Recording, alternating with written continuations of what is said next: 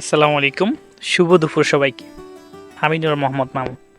আজকের দিনটা যেন এক অন্যরকম আবেশে ভরপুর। সকাল থেকেই টিপ টিপ বৃষ্টি, চারদিকে ভেজা মাটির গন্ধ, পাখিদের ডাক আর ঠান্ডা বাতাসে এক অপার শান্তি। এমন আবহাওয়ায় শহরের কেউ হয়তো বিছানা ছাড়তো না, কিন্তু আমরা চলছি মাঠের পথে। আমি আর আমার ভাই। গন্তব্য আমাদের গ্রামের একেবারে পূর্ব দিকের চর, যেখানে প্রতি বছর আমার ভাই ধান চাষ করেন। এই জায়গাটা একটু অন্যরকম, খোলামেলা প্রাকৃতির কূলে লুকিয়ে থাকা এক টুকরো সবুজ স্বপ্ন।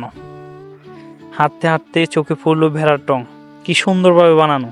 কাঠ আর বাঁশের গাঁথুনি যেন শিল্পের ছোঁয়া পেয়েছে।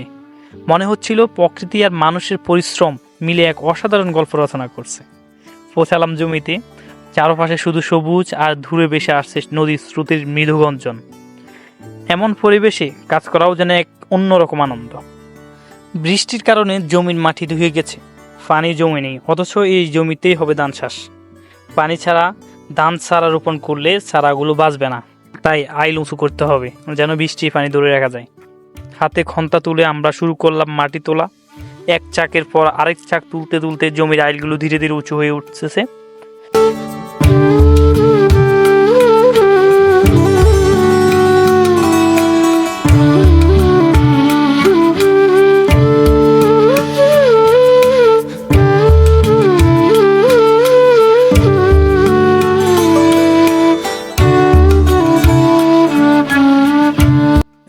কাজের ফাঁকে আমি ঠেলা জাল ফেলে ধরতে লাগলাম মাছ।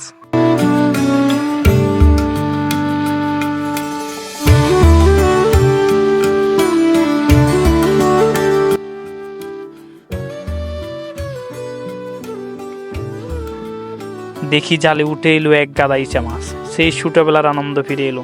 আহা, এটাই তো গ্রামের আসল সৌন্দর্য। প্রকৃতি, পরিশ্রম আর প্রাপ্তির এক অনবদ্য সংমিশ্রণ। এই অভিজ্ঞতা শুধু আমার না, আমাদের সবার। যে কেউ একবার এমন দিনে গ্রামে সময় কাটালে বুঝবে প্রকৃতি কতটা উদার আর জীবন কতটা শান্ত হতে পারে। গ্রাম মানেই শুধু জমি নয়, প্রকৃতির কোলে শান্তির আবাস। এই শান্তির গল্পগুলো যত্ন করে লিখে রাখি ভবিষ্যতের ভালোবাসার জন্য। সবাইকে অসংখ্য ধন্যবাদ। আল্লাহ হাফেজ। আসসালামু আলাইকুম।